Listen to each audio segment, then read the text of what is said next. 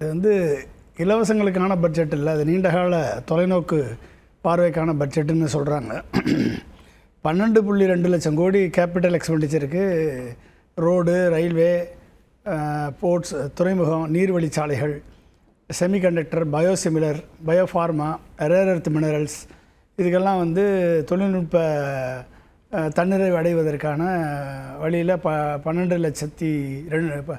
லட்சம் கோடி இன்வெஸ்ட்மெண்ட் பண்ண போகிறாங்க. இதில் வாங்குகிற கடன் இந்த வருஷம் பிளான் பண்ணியிருக்கிறது 11,70,000 கோடி கடன் வாங்குகிறாங்க. அதில் 12 லட்சம் கோடி இந்த இதில் இன்வெஸ்ட் பண்ணுறாங்க. Capital expenditure it's a good thing, வரவேற்க வேண்டியது தான். தமிழ்நாடு போன்ற தொழில் துறைமுகம் திறமையான வளர்ச்சி உள்ள மாநிலங்களுக்கு அதிக வாய்ப்பு, வேலை வாய்ப்புகள், உற்பத்தி, சுகாதாரம், சுற்றுலா, எம்எஸ்எம்இ துறைகள் உருவாகணும்னு அவங்க சொல்கிறாங்க பல்வேறு செக்டாரில். ஆனால் முக்கியமான கேள்வி என்னென்னா, திட்டங்கள் வேகமாக நடைமுறைப்படுத்தப்படுகின்றவா இல்லை சரியாக நடைமுறை சரியாக இருக்குமா, எக்ஸிக்யூஷன் இருக்குமா?